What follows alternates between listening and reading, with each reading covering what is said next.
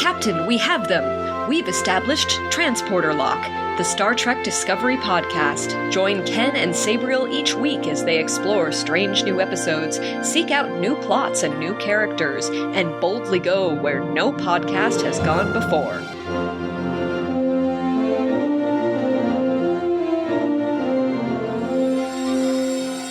Hello and welcome to Transporter Lock episode number 67 for Friday, November 27th, Black Friday 2020. I'm your co-host, Chief Engineer, Ken Gagney. And I am Captain Sabriel Maston, and I am ready for the Nerd Off today. The Nerd Off? What's the Nerd Off? The Navarre Nerd Off. Oh, well, I think every episode of Transporter Lock is in some form a Nerd Off. Thematically with the TV show today I was going for, but you are right. Gotcha. Well, first of all, I need to correct myself. On a previous episode of Transporter Lock 2 weeks ago, we watched episode 5, and I said we're now halfway through the season. Last week we watched episode 6. I said we're now in the back half of the season. That's wrong, because I was operating on the assumption that there are 10 episodes this season, just like there were 10 episodes in Picard and 10 episodes in Lower Decks, both this year. Discovery Season 3 has 14 episodes, just like the previous seasons of Discovery. So it is this week with Season 3, Episode 7, Unification 3, that we are now halfway through the episode. I apologize for cutting us all short. I am in no rush for this season to end. The number of episodes in a season probably has come up before. I could look it up, but it's something I just don't ever remember. You could have asked me how many episodes were in any of the last seasons. I would have told you like 15, 20. 20 seems too much. Probably would have said like 11, 15. No idea. I think I am somebody who pays a lot of attention to the episodes of our podcast, even though I do screw it up sometimes, like this is number 67. And so I try to pay attention to how it corresponds to the Star Trek show, and I just fell into a rut in calendar year 2020. I don't know what else there is this year for me to be thinking of other than podcast episode numbers, but there you have it. I made a mistake. That is very weird. Yeah, in 2020 right? Of all years. But we are now here. We now are at the halfway point for Season 3. This is Unification 3. The TLDR is that Discovery goes to the homeworld of Vulcan, which is now home also to the Romulans. And Burnham meets her mom, who is now a Qowat Milat, a fighting nun. And together they try to convince the Vulcans to give them the evidence they need to detect the source of the burn. That's the long and the short of it. And wow, we once again went to a familiar planet this week. We previously saw Earth, we saw Trill, and now we're going to, what is the name of this new planet now? Navarre, which the internet says stands for, now it's Vulcans and Romulans. That makes perfect sense, and I wouldn't be surprised if the showrunners actually chose that name for that reason. I don't know the Vulcan and Romulan native tongues. Is there any idea that maybe this actually means something to them? I remember seeing some people say like Var means something in Vulcan, but it's it didn't stick. Okay. So. Now, we did suspect when we saw the name of these episodes far in advance that Unification 3 was probably a tie-in to the TNG two-parter, Unification 1 and 2, which you saw just earlier this year, and you called it, this is absolutely about the reunification of the Vulcan and Romulan tribes, was the word that the Admiral used. So this concretely, if there was ever any doubt, puts us in the Prime universe. This is not the universe where Nero destroyed Vulcan with a black hole. This is the universe where Romulus was destroyed by a supernova, as we also saw in Picard. Was that ever in question? I think in seasons 1 and 2, especially season 1 of Discovery, there was some question of which universe this is in, because since it was set pre-TOS, it almost didn't matter. But then we saw in season 2, Pike was still captain of the Enterprise, which did not happen in the Kelvin universe. So that sort of made it clearer. But this is the first season that is set after the events of the Kelvin universe. So this really settles any lingering questions that anyone may have had, in my opinion. It better. And the other thing is that starships do not look like hot rods. Oh, like they do in the Kelvin universe? Yeah. I watched this episode of Discovery with my host here in Portland, Oregon. You can follow Kay on Twitter at @KSavitz.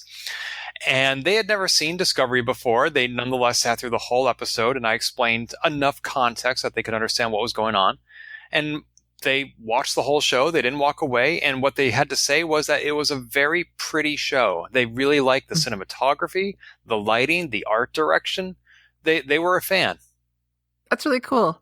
And this isn't the first time you've had someone who basically has no idea what's going on watch Discovery, a show that is made to be watched almost basically in order, at least each season, and still enjoy what they saw. Well, if you're talking about me, I never have any idea what's going on. I meant more like a friend, our mutual friend Andy. I think he was your barber. That's right. Yeah, that's right. My barber was watching Picard, and he was like, "So who's this 789 character?" And I said, "Oh, she's Borg." And he's like, "What's the Borg?" Sounds Swedish. And our friend Andy listens to Transporter Lock without watching Star Trek. He just likes hearing our banter. And I guess that's enough of a draw for some people. At least one person. That's that. I wouldn't say that's our target audience, but I'm glad he's here. So we got to go to Navarre. Yeah, we finally saw the reunification of these two peoples. And did we get a timeline on when that happened? Because there are still clearly two camps on this planet. The Romulans and the Vulcans still self-identify as separate species, even though they're cohabitating.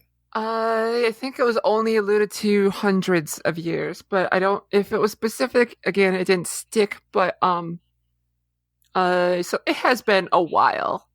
I think before the burn. Okay, that makes sense. Because there was a non-canon novel that I read where Spock went to Romulus, and at one point he had to go through a bioscanner, and his DNA came up as Romulan. And so he thought, oh, that means that even despite these thousands of years of co-divergence, we still are genetically identical. And so I would think if they were sharing the same planet, eventually they start interbreeding, and it just doesn't matter who they are anymore. I think that's who from Data's day? No, the woman in this episode who had long red hair. I think she was supposed to be a half Vulcan, half Romulan. Oh, I didn't pick up on that. Well, at least she did represent both ideals. So I just my interpretation was that she was supposed to be half Vulcan, half Romulan, but that is totally me. They did not say that at all. Well, that would sort of parallel the way they voted, where the clearly Vulcan character voted against, the clearly Romulan character voted for, and the redhead abstained. Mm-hmm. She sort of fell in between them, perhaps not just politically, but also genetically. Yeah, her Romulan ridges were less pronounced and whatnot, so that's how I got that, but it doesn't necessarily mean one way or the other. Yeah. Have we ever seen a Vulcan or Romulan with red hair? I don't believe so. It's usually with the black wig that's very straight cut. Yeah, the one exception I can think of is the half Romulan, half human daughter of Tasha Yar, who wore blonde hair. Yeah, or old Romulans would have gray. But sure. Yeah. Okay. So where do you want to go with this review? Even when I was rewatching this, I really enjoyed the episode, but I don't know where to begin. So I think we're just going to have to start throwing something out there and go from there. Let's just start at the top. We got, let's go with Michael and her relationship with Spock. There was a moment near the beginning here that, so you had the same reaction I did. I was in tears as Michael finally let herself look up what happened to her brother when she left. And to see Leonard Nimoy on screen yet again, was wow. That was powerful for me. Yeah, when you say again, I assume you're referring to the third Kelvin universe movie? Yep. Yeah, when they showed the picture of him with the TOS crew, many of whom are departed, and then seeing him again in this episode, and also the context of hearing Jean-Luc Picard's name even spoken, those two together meant a lot to me. And also the scene even before that where Michael is told by the Admiral, Ambassador Spock worked to reunify these people, and she was like, oh my God, he was an ambassador. Oh my God, that's my brother. I didn't realize that at that moment that the Admiral knew that Michael was Spock's brother. And so I thought maybe he was wondering, why is she so emotionally reacting to this? But that made it more powerful because it almost felt like a secret that she and I were sharing. They were like, oh my God, we know what this means to her, even if the people around her don't. This is so amazing. Unfortunately, Vance did know somehow because he was like, aha, we're going to use Spock's sister as our way into Navarre. Right. He was very quick to take advantage of that. And it took me a moment to think. I had misremembered. I thought that the existence of Discovery had been wiped from the records of Starfleet annals, and clearly not its entire existence or its crew, because there is a record of Michael Burnham being Spock's sister. I think, yeah, and now that you mentioned, I think just the spore drive and the tech around it was disavowed, but like its existence was probably just say lost in battle during the Klingon War or something or whatever, lost at sea. Well, especially with Nan, when she left Discovery a week or two ago, she said that her parents must have been devastated when they learned of her death. So there was some record of her having been lost in the line of duty. Yeah. But yeah, it was great to see Leonard Nimoy again.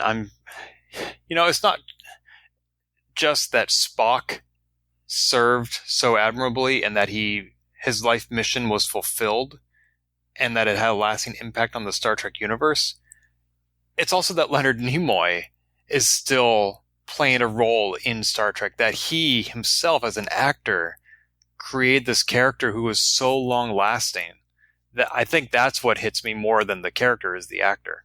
What's fascinating is that this is a man who was like, for a short time, wanted to drop any relation to the character. And over the decades, he got that much closer to it instead. And it's become this thing where, like, here, even again, they dipped into the Spock / Leonard Nimoy well, and it still hits. It does not feel like, oh, they're just doing it again. It still hits, and there's something special about that. Well, how often have they really done it? Maybe twice in the last 20 years? This is not something that they take advantage of. I mean, I don't know. Second Star Trek movie, Into Darkness, like, oh, let's call up Spock again. Okay. Third one, like, oh, let's invoke his memory. I mean, it was a homage. It meant a lot, but it's like they kept doing it. But to me, it still feels genuine. Each time it's felt genuine. I did not dislike the Into Darkness one. Well, you bring up a good point. I hadn't thought of that one. And I can see how in that particular movie, they could have done without it. And it would not have significantly impacted the narrative of the film, in my opinion. Whereas this week, it was central to the plot. They could not have removed Spock because those episodes of TNG, without those, we would not have had this week's episode. Whereas without Spock, you could still have Into Darkness, in my opinion. Yeah, at least not. You could still have this, but it wouldn't. It would be a different way. It would be a different route, but a route that we've probably explored multiple times through Star Trek already, even in like Enterprise and whatnot. And so, or in the original series. So here, it's a new way to do this. Have a nerd off, which I really enjoyed. Yeah, although I will say that they took the news, the Discovery crew, that Vulcans and Romulans are the same species, rather well. I mean, that was the whole incident. I'm sorry, what was the Balance of Terror in the TOS? I've never actually seen that episode. Oh. I know that Mark Leonard plays the Romulan captain, but unfortunately TOS is the only live-action Star Trek that I've not seen every episode of, even though I have it on Blu-ray, and that's one of the episodes I haven't seen yet. But at this point, 60-plus or 50-plus years later, you know all the details without having to see it. At this point, I feel like the Discovery crew's like cybernetic men from the Delta Quadrant, dinosaurs were on Earth and took people. Amelia Earhart appeared in the Delta Quadrant. War with the Gamma Quadrant. Sure, whatever. I know there's so much history for them to catch up on, and that's what I meant to bring up last week when we were talking about the retrofit that the Discovery got. everybody had to be retrained on how to use this new tech. But it's not just new tech, it's new knowledge. Like, new medical equipment comes with new medical insights into how to treat things. Kind of like when McCoy goes back in time in any number of episodes of Star Trek TOS Think or about movies. that a lot. Right. Like, he's like, you goddamn cavemen, are you still using leeches? It's not just the technology. He could give technology to these doctors from the 1980s and they would misuse it. So I can't imagine Wilson Cruz's doctor on Discovery has to suddenly realize, oh, this condition has been cured. This condition is not what we thought it was. This other condition is now treated this way. It's just so much to catch up on. And add in all the things you just mentioned about Cybermen and changelings. How do they even know what threats to anticipate? I mean, it's like here, when the beginning of the episode, there was so much like, where do we start? Let's just pick this and go branch out from there. Can I remember? You made me think of something that I thought was either amusing or interesting. Can I? Nope, it's gone. Okay, let's continue. Oh, I'm sorry. No. It was not a delay caused by anything. It was a flash in the pan thought that was probably irrelevant, and I'll think of it in the most least convenient time, like in the middle of the night. It wasn't anything to do with the fact that the nacelles were detached and now they reattach when they warp or whatever? No, but I did write that down in the tech note. Like, I missed it the first time, and I saw someone mention it online, and I watched it today again. Like, oh, there it is. It did. I didn't see that.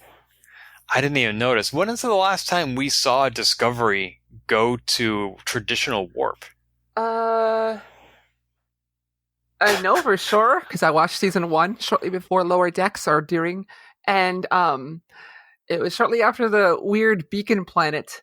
They're like, Admiral Cornwell was like, or whoever was like, you gotta come here and help defend the lines. And Discovery was like, or Lorca was like, all right, we'll go to warp. Spore drive's down or something, right? Yeah. That's right, because at one point they were told no more use of the warp drive, or of the spore drive, and then season 2 they're like, this is an emergency situation. We need to use the spore drive. Like, how convenient. How convenient. But with Navarre, the big thing here is the Federation made them believe accidentally that they were the cause of the burn. Wow. Have that. Yeah. I mean, the Federation forced them to pursue a scientific advancement that the Vulcans and Romulans were ready to abandon, and then when the burn happened, I don't think the Federation blamed Vulcan, but since they didn't have an alternative explanation, the Vulcans came to their own conclusion and then seceded from the Federation. Yeah, it's a much longer way to saying what I said, but yeah. Yeah, I didn't get a clear explanation of what this technology was and how the data would be helpful to Burnham's investigation. Can you clue me in on that? Yeah, so the data that Burnham had found, they had 3 points, and they were curious, stressed, like, okay, cool, we can get a trajectory, we can triangulate, but that only gives us a vague 2D space to look in. There's a lot of space in a 3D world, a 4D even, that covers 2D range. So we need another plane of data.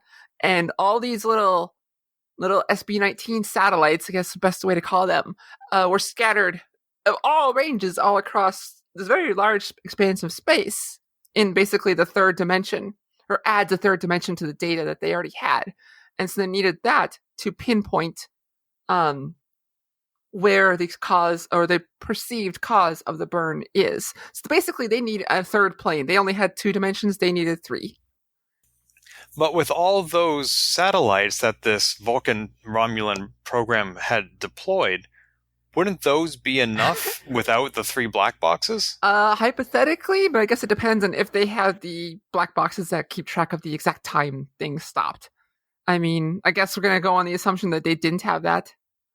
Otherwise, they could have just looked for these in the first place. Also, they were talking about 1/1,000,000th of a microsecond. Like, a microsecond on its own is already pretty minute. And so I can't imagine that there is technology so precise that it can measure 1/1,000,000th of a microsecond. My goodness. It's the future. There are Cybermen and changelings. Sure. Much like when I played D&D, there are talking dragons in this world, so I don't question a bunch of the weird things. Well, I want to see talking dragons in Star Trek. Have we seen dragons in Star Trek yet? We've seen Gorn. I suppose. I did like the Gorn on Mirror Enterprise. I thought that was cool. Me too. Right? So we got Michael. She's like, all right, I'm just going to convince them through logic that they did not cause the burn and everything will be cool. And they're like, nope. But then we see that the Vulcans who are very logical and scientific are having a cultural crisis caused by the interpretation of the facts.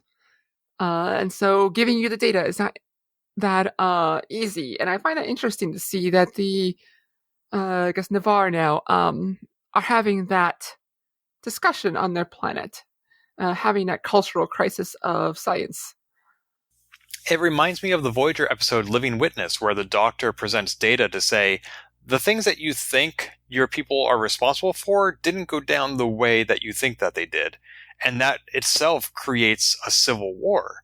And so same thing here, where the Romulans are saying, let's find out that we didn't cause the burn. And the Vulcans are saying, no, we did cause the burn. And just trying to find out the truth creates that similar tension. I mean, we've seen some things like that in our sadly real life parallel too.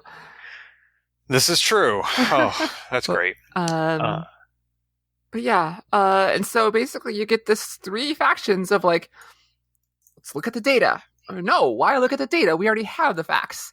And then your way. Although I gotta say, if the Vulcans think that they caused the burn, that's not just a conclusion they arrived at. Maybe I was playing Riven, I don't know. Maybe they missed it. I don't know why. But that must have been a rather convincing set of data that they were looking at. I don't think it's just they jumped to a conclusion.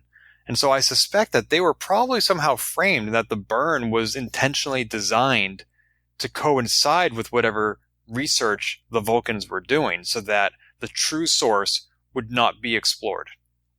Hypothetically, anyway, we also don't know like who was in charge of all of that, and maybe they had their own ways. I'm thinking back to now we know that the Vulcans can still have the same problems we have now, where even if we have, or here on Earth in the current day, depending on who in charge, can lead the direction of which your research is going, even if it's not necessarily the correct way.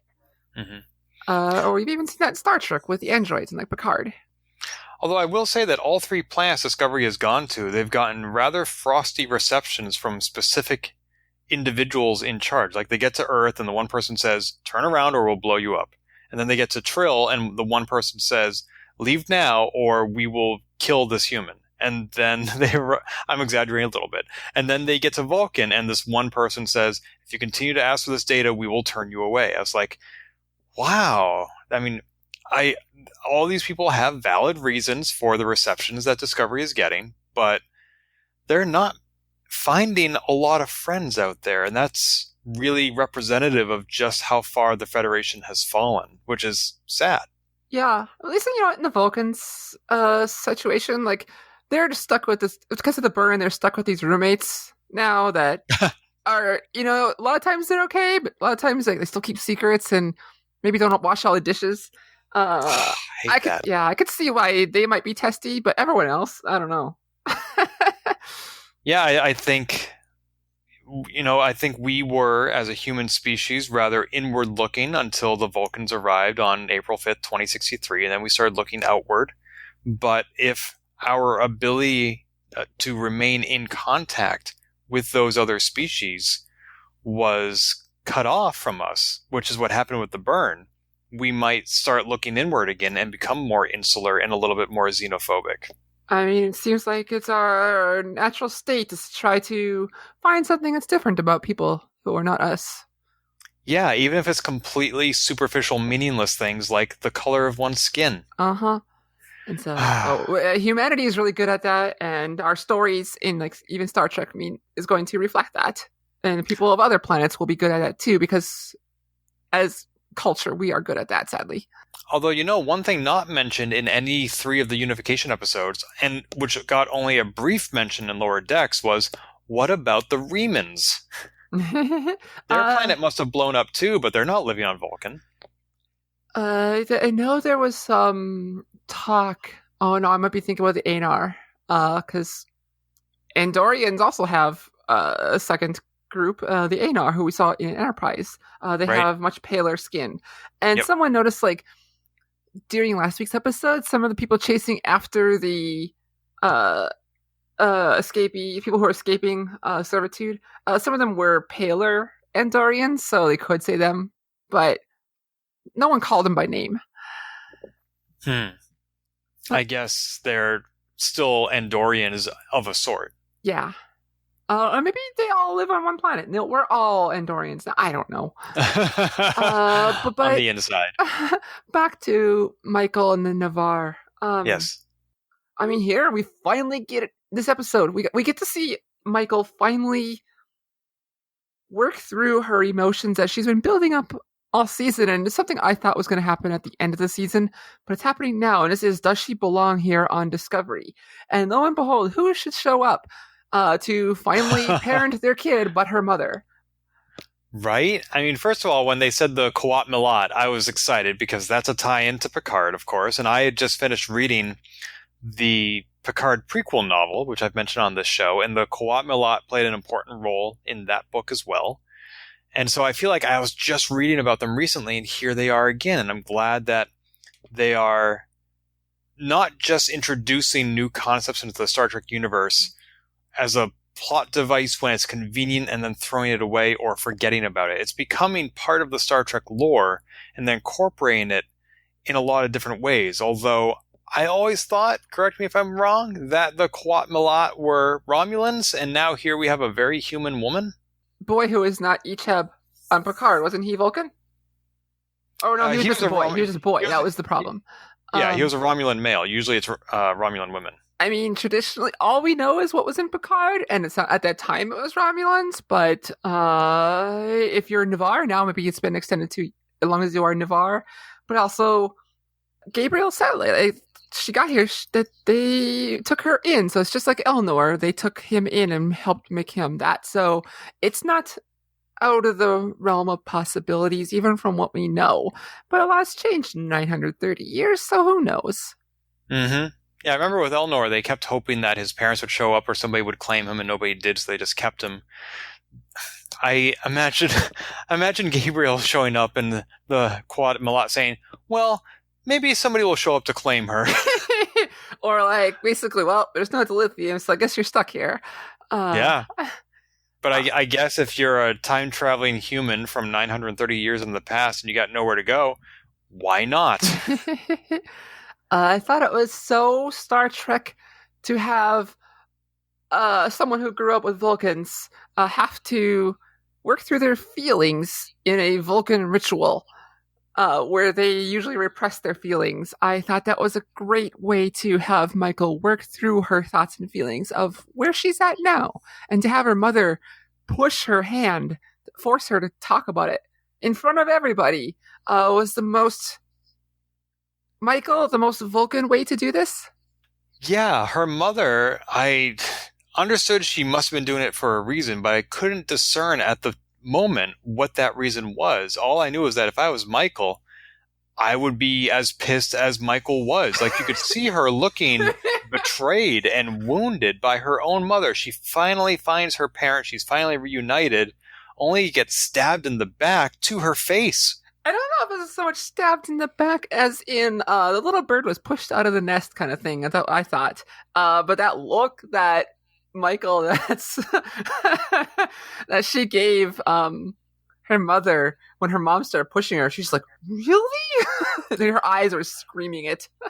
Because, well, the first half of that dialogue where her mom is outlining all of Michael's and Starfleet's faults was very clearly working counter to Burnham's goal there. And she was like, whose side are you on? And when Michael finally came around and said, these are all the great things about Starfleet, that's when it started to make sense. And that is what the mom was going for. And when that scene was done and the camera goes back to Gabriel and she's in tears, I was like, oh, that must have been so hard for her. And she's so glad to see her daughter work through it. In Michael's room afterwards, you can see basically like she is not all about the tough love. She's like, you could have picked a better time to start learning how to be a mama. Yeah, I mean, even the mom said that she orphaned her child. Those are harsh words, but I did love that scene at the end with the two of them in the bedroom for two reasons. One was the mom saying, "You know where to find me." Yeah. Because first, Michael thought mom was dead. Second of all, Michael thought mom was a time traveler who was waiting for her in the future. Neither of those things ended up being true. And finally, there's some stability to their relationship.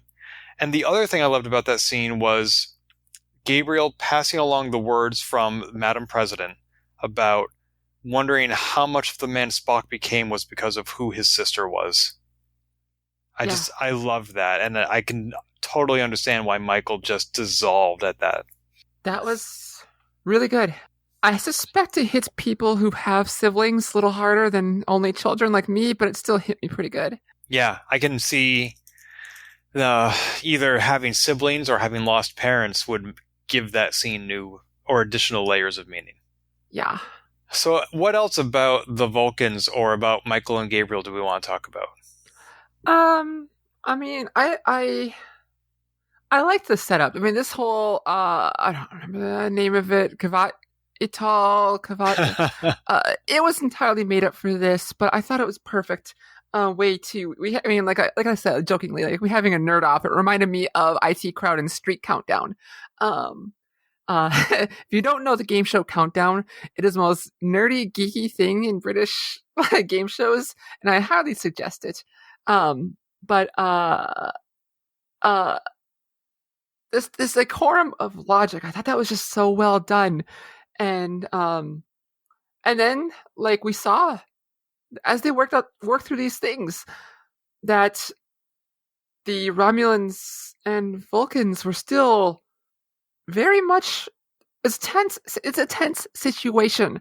It was so much so that Michael saw this, them starting to yell at each other or raise their voice at each other, and she's like, you know what? I'm not going to be a part of this. I'm just going to have to trust you, and you're going to have to trust me. I'm just going to end this quorum that I initiated. And I'm not going to be the reason that someone else breaks up, and just like ends this. I thought that was so well done. I thought it was really cool.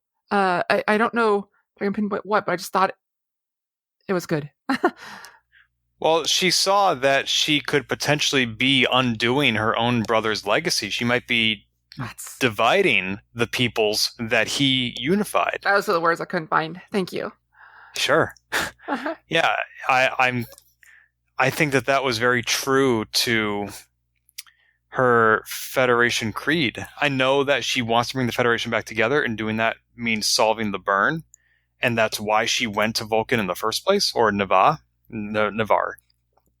But she wasn't abandoning the quest of solving the burn. She just said, we're going to do this without you, and we'll give you all of our data and hope that you can help us in the way that you see fit. So it's not like she was walking away. She just said, I'm going to do this the harder way if that makes things better for Vulcan.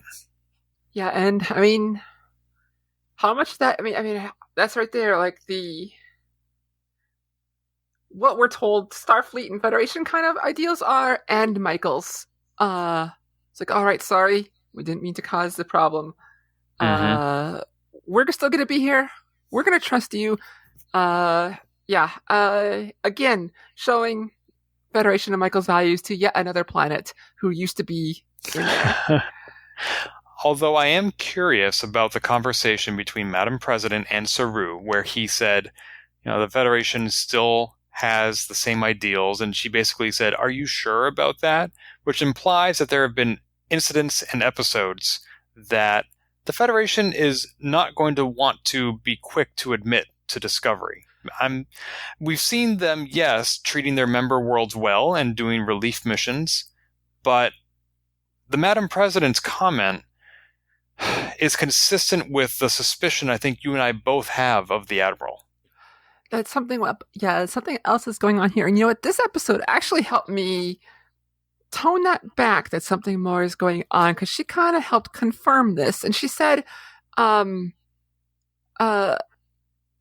basically, she told us a little bit of the history, and that the Federation, when they realized that the dilithium was going away, that they started pushing the member worlds more and more to find an alternative solution to warp drive with dilithium. Anyway, but then she adds, like you know, there was other things, and like, I don't know if it was only that, or if it was, but as she said, the final straw.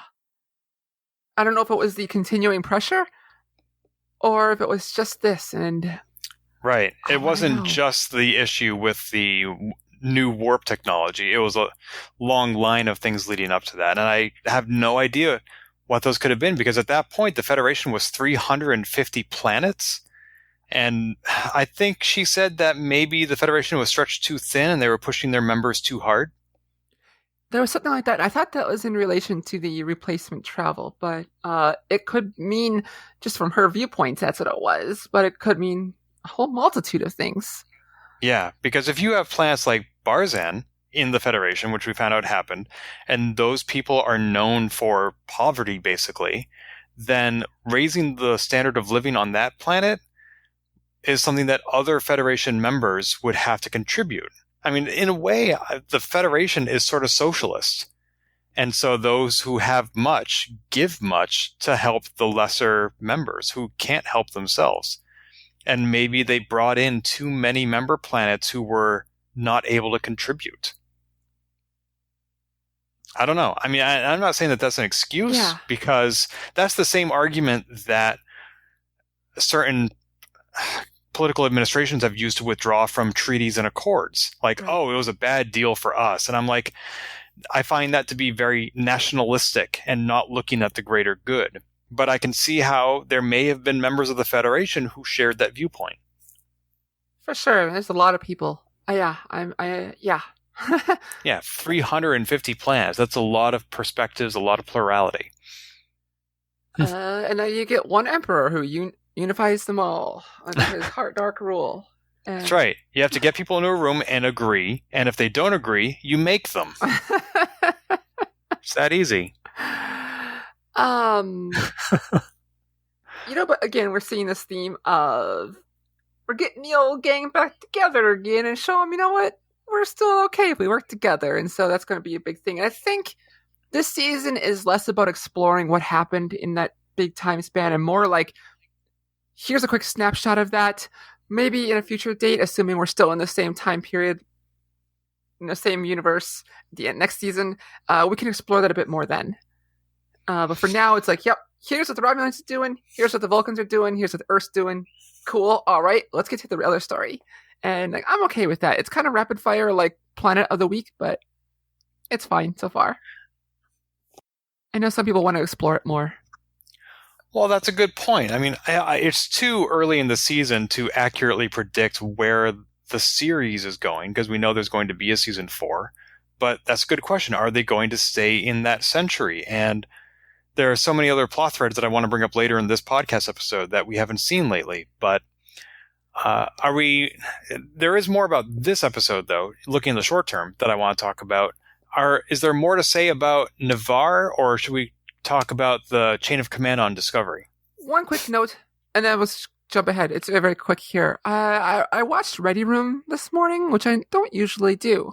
For whatever reason, I just don't. And today they had Sonequa and Martin Green on there. And when asked by Will Wheaton, can you tell us without spoilers what to watch for the entire season, not just what's coming up? And Sonequa had something I thought was interesting to help us, that could help us reflect back about any situation that we're going to talk about at all in Transporter Lock here. And she said, this season, the characters are asked to ask themselves, who is their authentic self, and who are you when you're in a world that doesn't know me? And that could help us even with a Tilly conversation here coming up. Basically, who am I when I'm in a time that I don't really belong in. And that could even be a question that Book needs to ask himself, because Michael has decided where she wants to be. And she asked him, what does this mean for you? And he said, I don't know. And we don't know if he's going to stay a regular member of the show, if he's going to apply to join Starfleet and this new Federation and become a true believer, or if he's just going to sail off into the sunset and continue his courier ways. Do you have any thoughts? He did add that all he knows is home. He feels at home when he's with Michael. Yeah. That's the closest hint we've got. But then they show, pan out to him and Michael snuggling on the bridge of his ship, looking off into space. And so, who knows how much he's going to just hang around or always be on call. Well, she said that, likewise, he feels like home to her, and yet it seems if she had to choose, she would choose Starfleet. Maybe it'll be like Neelix, and he just parks his ship in the shuttle bay, and we only see it when we need it. It is rather convenient. The size, specifically the width of Book's ship, is exactly that of the shuttle bay. Even as you started that sentence, I started thinking, you know what? It's programmable matter. It probably can squeeze a little bit. That whole ship is programmable matter? Yeah, you see, last week when they were on the prison colony, totally indentured servitude and nothing else, that ship reconfigured, moved itself like a transformer. If you watch that. Oh, I forgot about that. Interesting. So, and we saw it in the first episode too, when he let out the space whales. A little bit, or at least on the planet when the space whale was starting to eat everybody. When they pulled out the cargo bay hold. That thing shifts and transforms like a transformer. And you have a note here that programmable matter is Sonequa Martin Green's favorite tech of the season? Yeah, she was asked what her favorite tech is, new tech, and that's what her answer was. Because it can be anything. I can't remember. Did I say this in the show or that? But I tweeted it. I was like, you know what? All the cool new tech, whatever, I miss the props. I like the pads. I like the tricorders.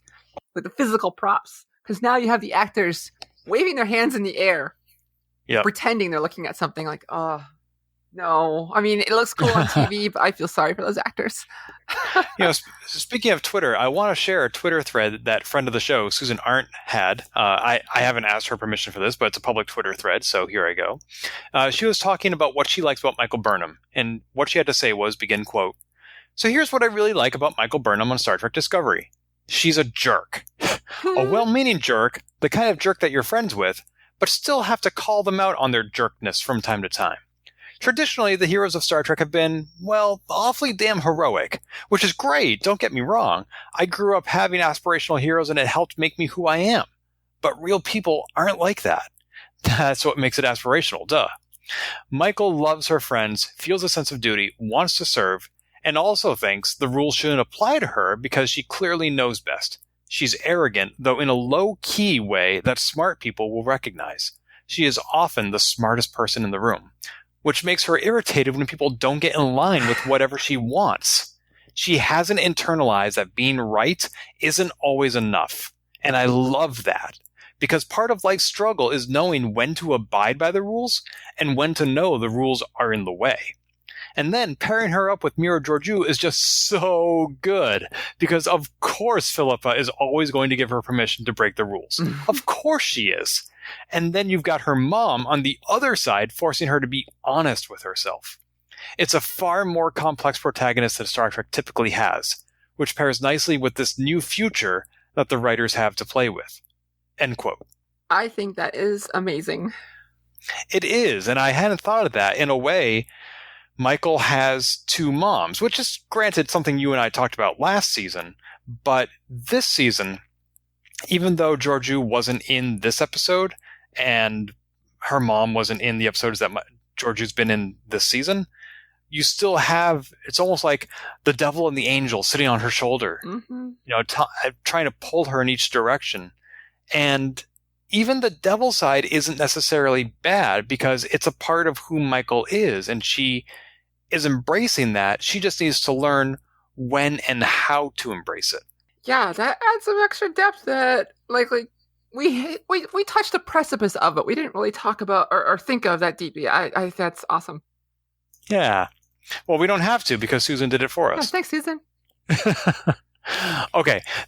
We try to keep the podcast to about an hour, which means we have about another 10 minutes to go. So although there probably is more to be said about Georgiou, Book, and Burnham, let's go ahead and talk about Saru and Tilly in this episode. What do you got to say about that?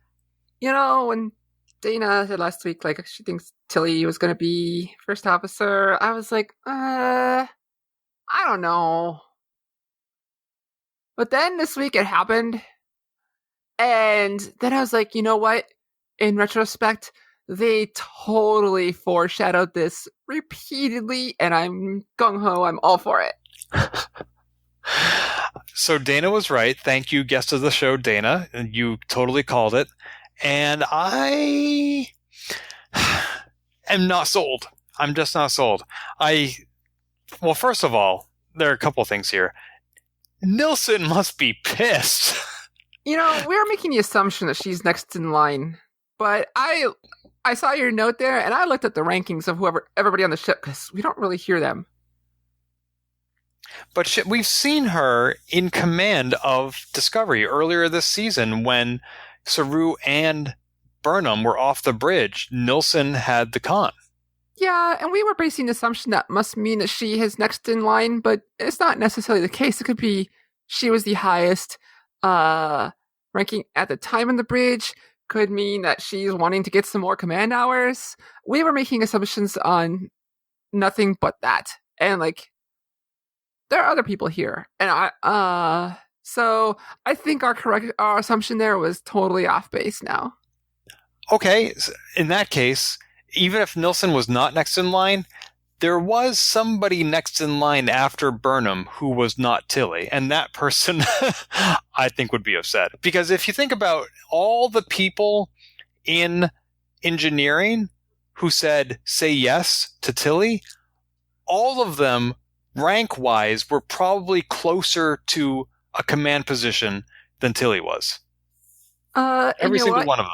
Tilly is acting XO. That's important. And you know what? I can't picture any of those other characters right now. Especially like when you have Nilsson, who is a secondary character, a tertiary character. At this moment, I couldn't see Culber doing it, who is Lieutenant Commander. I can't see Stamets, who is Lieutenant Commander. I don't know if Jet Reno would do it, and she's Commander. So unless Nan comes back, who is also Commander, I don't know. I think, in retrospect, I think Tilly is the perfect choice out of our main characters to be this role. Well, you know what? That's an interesting framework. If you wanted to use this opportunity to develop an additional character prior to killing them off, like Ariam and Nan, then this would be an opportunity to do so. But you're right. If you want to look at the pool of who are the named characters that the audience is intimately familiar with, that dramatically limits your choices. And from those remaining, Tilly seems like a valid choice. Yeah, she's the one who bounces around from department to department. She's mostly focused on engineering, but she can help around the other ones. Her character is the most fluid, who is seen in other scenes.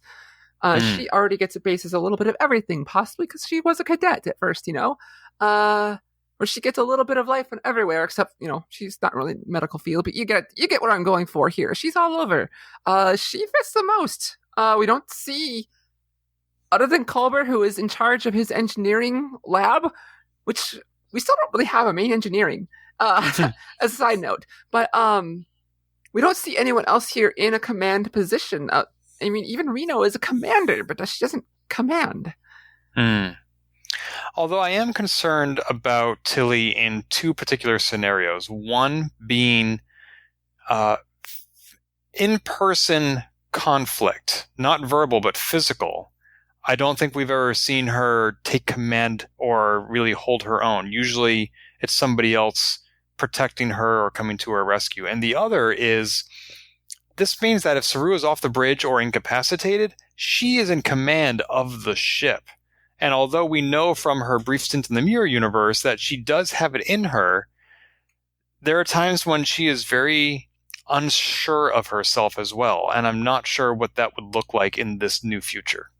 Now that they put her in charge, they are definitely going to use that in the latter half of this season here. It is the Chekhov's executive, the Chekhov's XO. Yes. She is going to be put in this position, and she is going to have to make a difficult decision that will ultimately turn out to be the right thing in the end, even though it really sucks to have to make that decision. Which is exactly what you were describing with the Orville last week. When the captain and the XO were trapped on the zoo planet? Oh, yeah. Dana mentioned that. Oh, I'm sorry. That's right. I'm sorry. Dana, full credit to you for quoting from the Orville and accurately predicting what Tilly is going to have to endure later this season. I think it's great. She has shown here and there when she is not realizing she's in a command position. Like she's even in this episode, she was barking out orders, and she didn't. Or maybe the last one, I was mixing it together. But she was barking out orders, and she didn't even notice it. Yep. It was very natural to her when she's not focused on it, and so I think she's going to do great, and I'm so happy that they are doing this with this character. She's far different from season 1 Tilly, and yes. And I liked season 1 Tilly, but I'm glad to her growth here. I like it a lot. Yep. I like how last week she told Saru to do the right thing, and they were in agreement about what that was. I like that this week she stood up to Michael and said, you put me in a really difficult position. Because as we know from Harry Potter, it's hard to stand up to your enemies, but harder to stand up to your friends. Yeah. Yep. That was one of the opening scenes, was her standing up to Michael. I thought that was so good. I thought that was really well done scene by both of them. And just for the character itself. So good. Yeah, and Tilly still loves Michael and wasn't holding a grudge. She's like, hey, I need to say this and let you know this, and let's take a look at the black box data. She was a total professional about it, and I loved it. Yeah. And she was also, of course, despite having to stand up to her friend and maybe even being mad at her, was also in tears that Michael was not leaving at the end of the episode. Yeah, that's something we didn't just talk about. And Michael decided to stay. I mean, it was obvious because you've seen the episode, but she decided to stay after finally being forced to confront everything that she's been going through for the last few episodes, and unleash those feelings. And upon a huge crowd, her mother even said, "The quorum is not your only audience." Yep. She needed to tell the crew how she was feeling, and she's like, "Okay, I'm staying." Well, the crew, herself, and Madam President. Everybody. Yep. And I love that when she shows up, she's like, did I miss the cool say yes part? That feels like they were totally tongue-in-cheek how corny it was, but it's still fun. Yeah, because you like to think of these things as happening organically, like when we saw Pike leave the bridge of the Discovery last season and everybody stood and gave him attention. It's not like they all went around and said, hey, psst, psst, when Pike leaves, let's all stand up and give him attention. But clearly that is what happened this week. They're like, hey, when Tilly comes in, we're all going to say yes, and we're going to go in this order. First you, then you. That way we don't all say it at the same time. Okay? All right. Here she comes. Everybody get in position. Shh. And next they did a song and dance. Yes. Probably something from Rent. Oh. So yeah, this is going to be a very interesting dynamic. I also appreciate the distinction you pointed out about her being acting commanding officer, which means that this is temporary. At my workplace, people volunteer basically to be in a management position, and they can stop being managers whenever they want. It's a step down that they elect. It's not a demotion. It has no impact on their salary. It's just, hey, I wanted to do this position. I want to grow my careers and my skills and try something different. And now I'm ready to not do that anymore in that particular way. And I hope that Tilly realizes that this is an opportunity for her to try command, see what it's like. And when they're ready to find a permanent XO, she'll go back to doing something else. And that's no reflection on her. It's just the situation. Yeah. And maybe it'll become permanent. That's right. Or, as best it can be. I mean, we have seen people accelerate through the ranks very quickly, like Kirk in the Kelvin universe. He went from Starfleet Academy to captain in a day flat. So, stranger things have happened. That's right. Yeah. All right. Any last thoughts about this episode of Discovery? Yeah. One final one, and it was in that scene with the say yes or I. Yeah, that scene, whatever.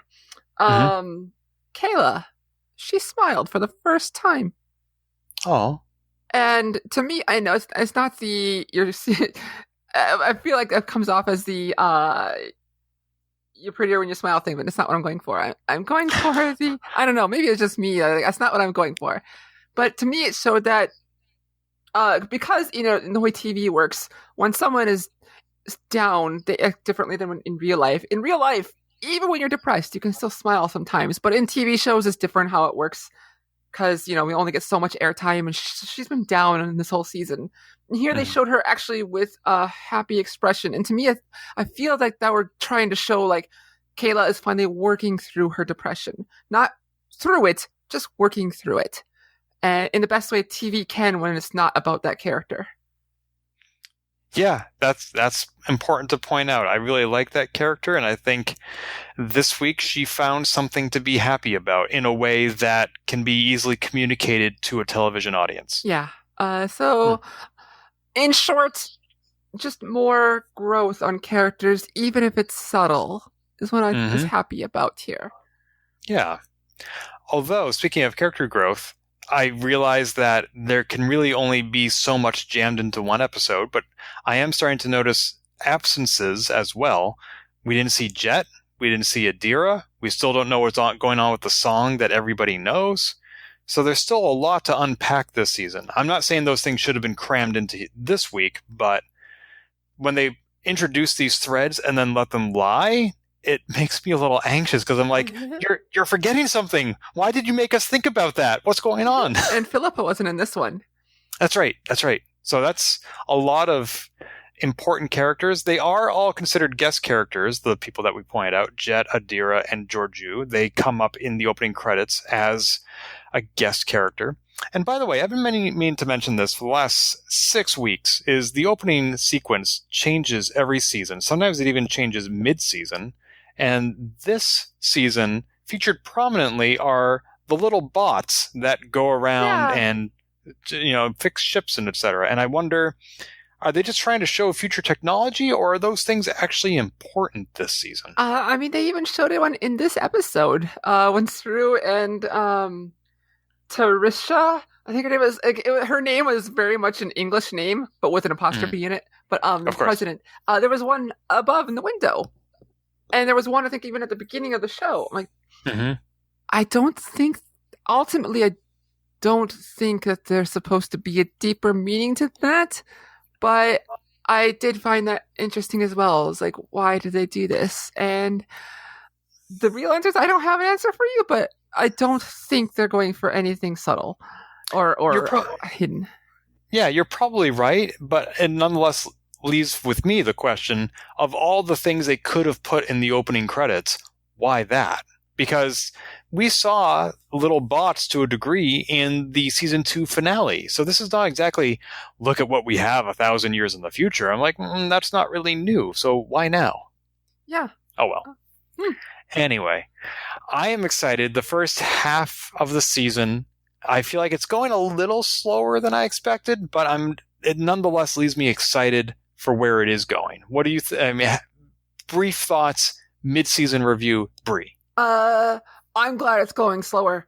I thought it was going to take all season to talk to the mom, go through Randall's feelings, to go through half this stuff. And I'm actually, even though the episodes might be a little slower than past seasons of Discovery, I think it's going at a good pace, even if it's a little slower.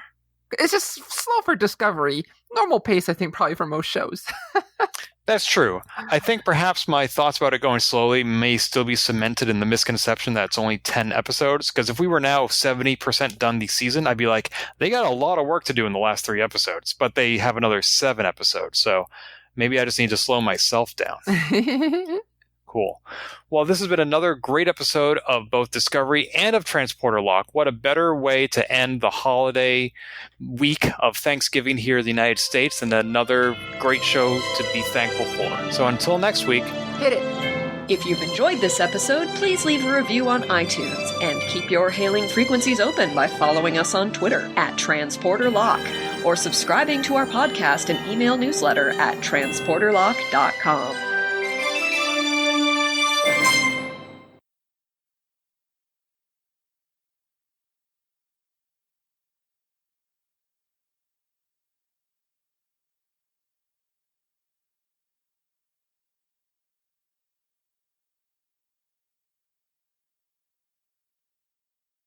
Yay.